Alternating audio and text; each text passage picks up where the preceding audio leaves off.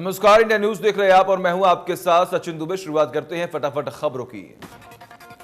PM Narendra Modi ने जन औषधि दिवस के मौके पर 7,500 जन औषधि केंद्र को देश को समर्पित किया। पीएम मोदी वीडियो कॉन्फ्रेंसिंग के जरिए इस देश को समर्पित किया और लाभार्थियों से संवाद भी किया।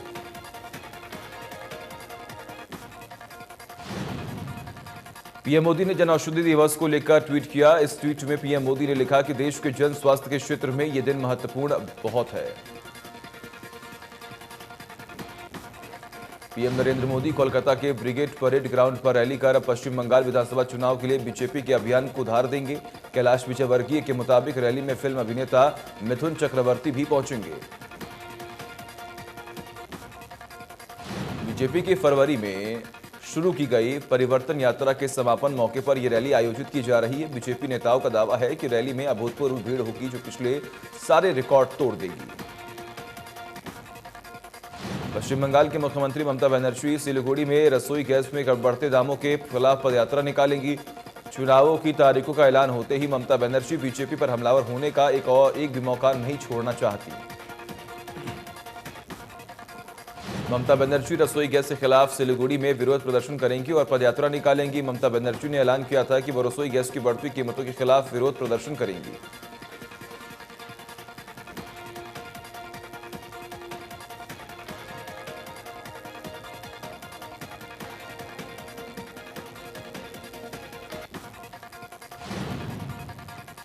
राज्यसभा सांसद दीपेंद्र हुड्डा ने सरकार पर निशाना साधते हुए सरकार को अविश्वास प्रस्ताव और बुनियाद पर टिकी हुई सरकार बताया। दीपेंद्र अनाज मंडी में हुए कार्यक्रम में पहुंचे हुए थे।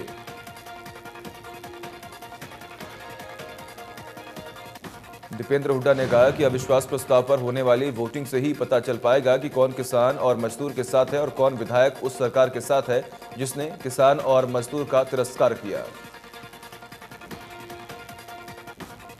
दीपेंद्र हुड्डा ने किसान आंदोलन को अनुशासित, मर्यादित और संयम वाला बताया। कहा कि पिछले 70 सालों में इस तरह का आंदोलन कभी नहीं हुआ।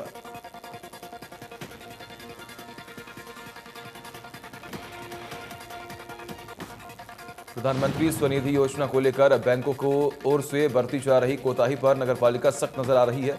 गरौदा के नगरपालिका कार्यालय में लोन कैंप के दौरान स्ट्रीट वेंडरों की शिकायत पर नापा अधिकारियों बैंकों को कार्यप्रणाली में सुधार करने की नसीहत दी। नपा अधिकारियों ने लोन आवेदनों की समीक्षा की और जल्द से जल्द स्ट्रीट वेंडरों को लोन मुहैया करवाने के निर्देश भी जारी किए। अधिकारियों ने कहा कि स्वनिधि योजना को लेकर प्रशासन सख्त है।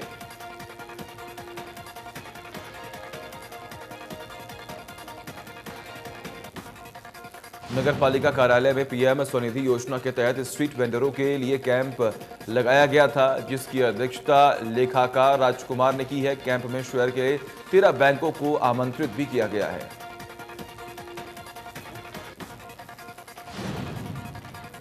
Ease of living index ranking 2020 में 10 लाख से कम आबादी वाले शहरों के गुरुग्राम नाम 8वें नंबर पर आने पर जिला प्रशासन और गुरुग्राम निवासियों में खुशी की लहर देखी है।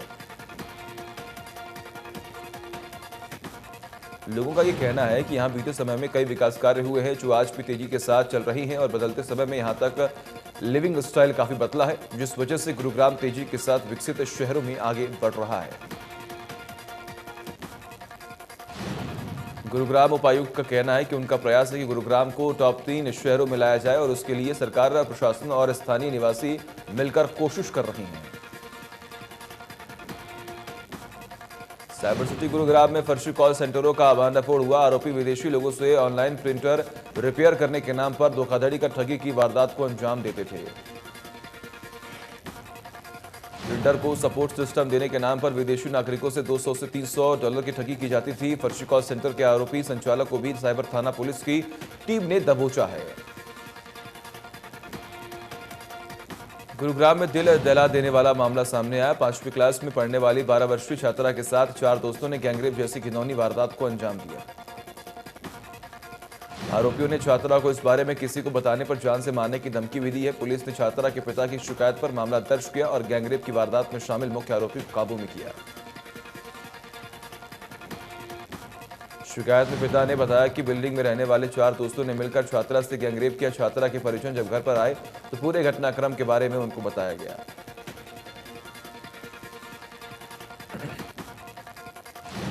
गुरुग्राम में महिला दिवस के मौके पर कार्यक्रम का आयोजन किया जाएगा। इस कार्यक्रम में 51 महिलाओं को अलग अलग क्षेत्र में किए गए बेहतर काम के लिए सम्मानित भी किया जाएगा।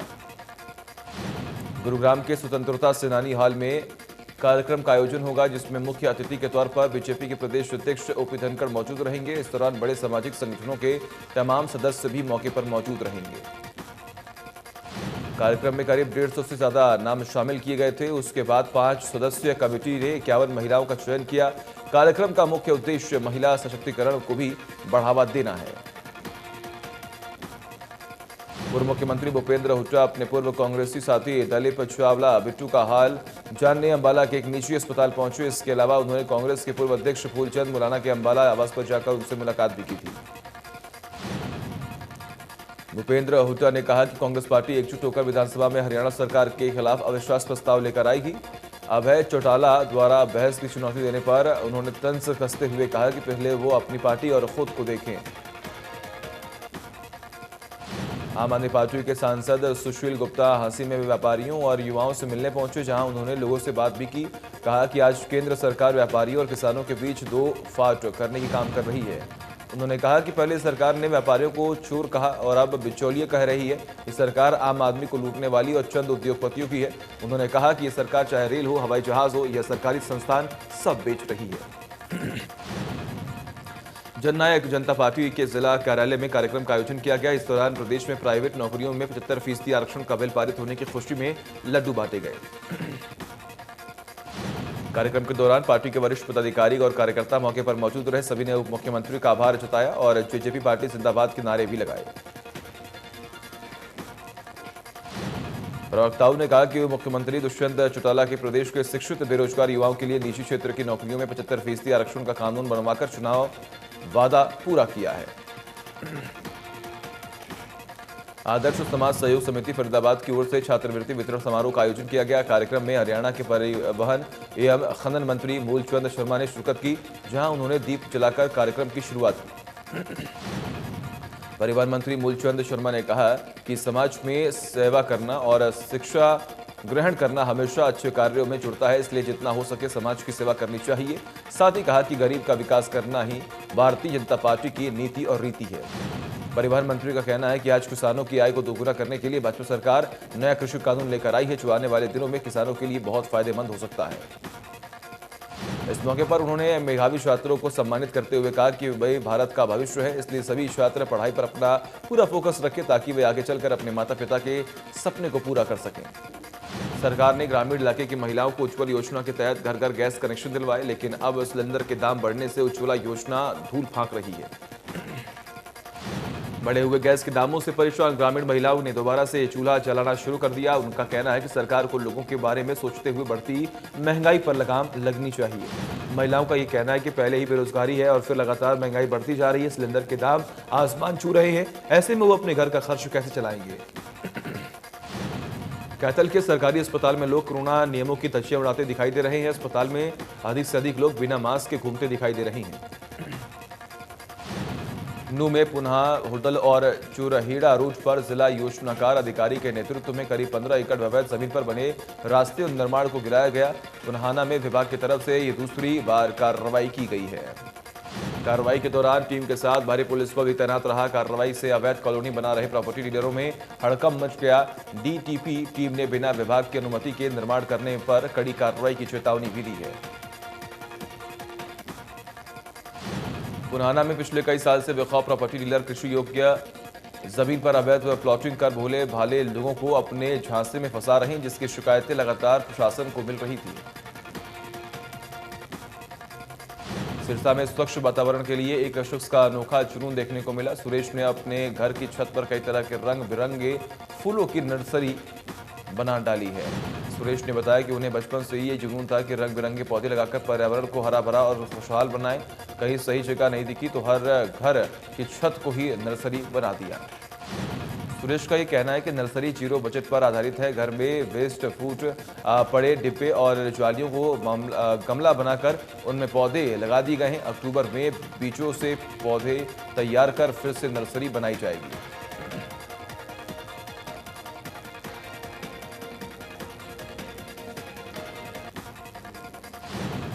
और वही प्रधानमंत्री डिस्ट्रिक्ट वेंडर आत्मनिधि योजना के तहत फरीदाबाद के वल्लभगढ़ में बीटीओ कार्यालय में कैंप का आयोजन कर रेहड़ी पटरी वालों को लोन मुहैया कराया जा रहा है। हरियाणा में इस योजना का लाभ सबसे पहले फरीदाबाद के लोगों को मिल रहा है। और वही नूह के अखनाका गांव के रोल मॉडल कार्यक्रम का आयोजन किया गया, जहां डीपीसी मेवात डॉक्टर अब्दुल रहमान खान पहुंचे। बच्चों और ग्रामीणों को संबोधित करते हुए उन्होंने कहा कि आज लड़कियां जो है वो किसी से कम नहीं है, इसलिए लड़कियों को उच्च शिक्षा दिलाना चाहिए।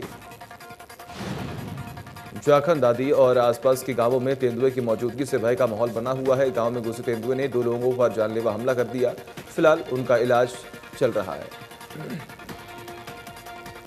गांव में तेंदुआ आने की सूचना मिलने पर ग्रामीणों के साथ साथ प्रशासनिक अधिकारियों में भी हड़कंप मच गया। तेंदुए को ढूंढने की कोशिश की जा रही है, लेकिन अभी तक तेंदुए का कुछ भी पता नहीं चला है।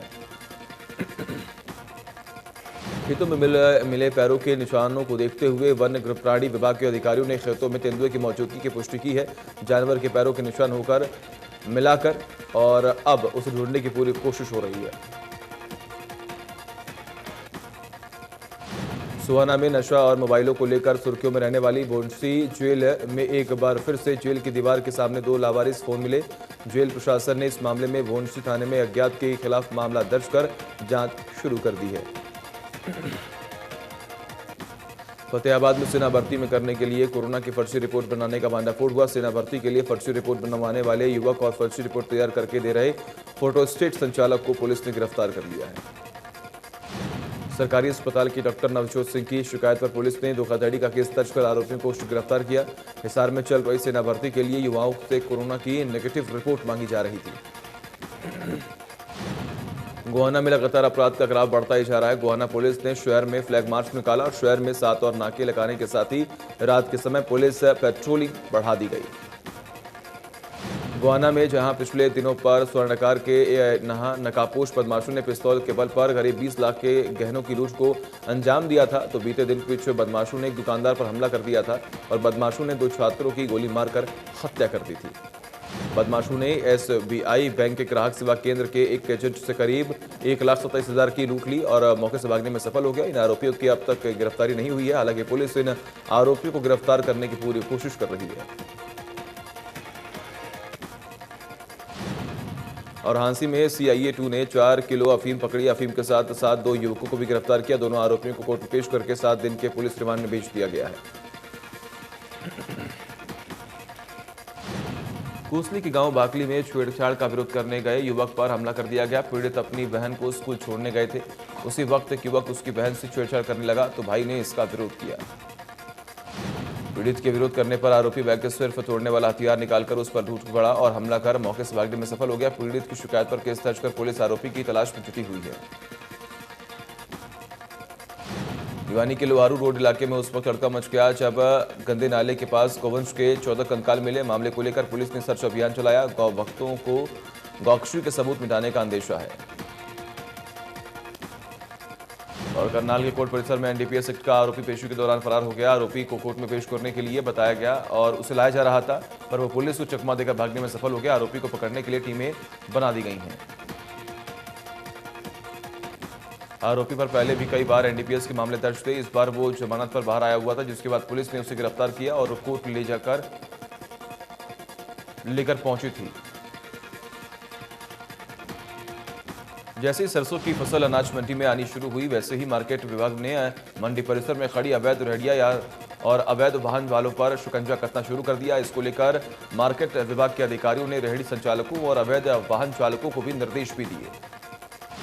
निर्देश में कहा गया कि रबी के सीजन में कोई भी परिसर के अंदर रेहड़ी या अवैध वाहन मिलता है तो उसके खिलाफ ठोस कार्रवाई की जाएगी। कोविड-19 को लेकर विभाग ने तमाम तैयारियां पूरी कर ली हैं। फतेहाबाद पुलिस ने 2,29,000 की नकदी सहित 4 नशा तस्करों को भी गिरफ्तार कर लिया है। नकदी के साथ 50 ग्राम हेरोइन भी बरामद कर ली गई है, जिसकी कीमत 5 लाख रुपए बताई जा रही है। पकड़े गए चारों नशा तस्करों में 2 नशा तस्कर सुमित और सुचा सिंह राजस्थान हनुमानगढ़ और 2 तस्कर गौरव और विक्रम सिरसा हरियाणा के रहने वाले हैं।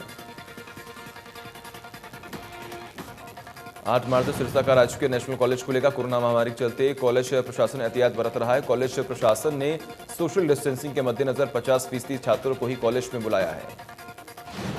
क्लास में ऑट इवन के तहत छात्रों को बुलाया जाएगा। हफ्ते में तीन क्लास लगेंगी। कॉलेज के प्रिंसिपल ने कहा है कि कोरोना महामारी के चलते छात्रों को फेस मास्क पहनने और सोशल डिस्टेंसिंग की पालना करने के निर्देश दिए हैं। प्रिंसिपल ने बताया कि कोरोना महामारी के चलते पिछले 1 साल में कॉलेज बंद था, लेकिन इस दौरान छात्रों की ऑनलाइन क्लासेस लग रही थी। ऑनलाइन क्लास में टीचर और छात्रों को परेशानियों को सामना करना पड़ रहा है।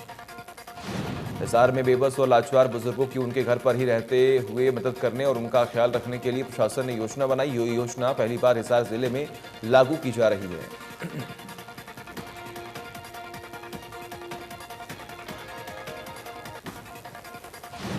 गोवाना में पीडब्ल्यूडी मैकेनिकल वर्कर्स यूनियन की मांगों को लेकर सर्व कर्मचारी संघ की बैठक हुई। बैठक का नेतृत्व जिला प्रधान ओम प्रकाश मलिक ने किया।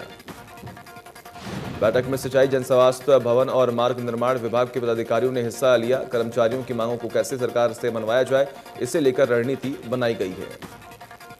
सर्व कर्मचारी संघ का कहना है कि उनकी सरकार से मांग है कि कच्चे कर्मचारियों को पक्का किया जाए और नहर के बेलदारों को 3rd क्लास में शामिल किया जाए। करनाल के न्योली खेड़ा में नाबालिग ने फांसी का फंदा लगाकर आत्महत्या कर ली। पुलिस ने शव को अपने कब्जे में लेकर पोस्टमार्टम के लिए भेज दिया। नाबालिग का कुछ दिन पहले रेप हुआ था और वो मामला करनाल सदर थाने में दर्ज था। जानकारी के मुताबिक पीड़ित परिवार के ऊपर दबाव बनाया जा रहा था और परिवार को धमकाया भी जा रहा था। गोहाना में 4 मार्च को हुए दोहरे हत्या के मामले में पुलिस ने एक आरोपी को गिरफ्तार कर लिया। एएसपी ने अपने कार्यालय में प्रेस कॉन्फ्रेंस कर जानकारी दी है।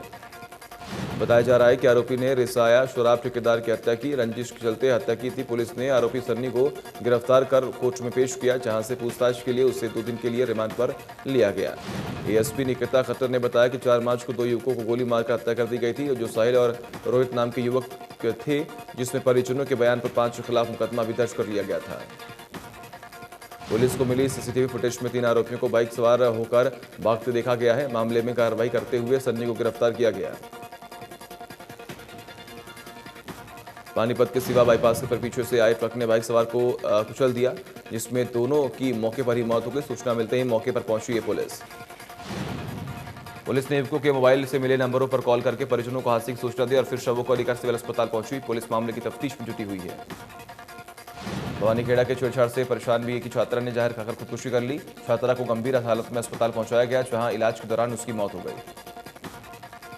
मामले की सूचना मिलते ही डीएसपी वीरेंद्र सिंह मृतका के गांव पहुंचे और पूछताछ की, जहां उन्हें पता चला कि 2 युवक हितेश और योगेश छात्र को कॉलेज से आते जाते छेड़ा करते थे।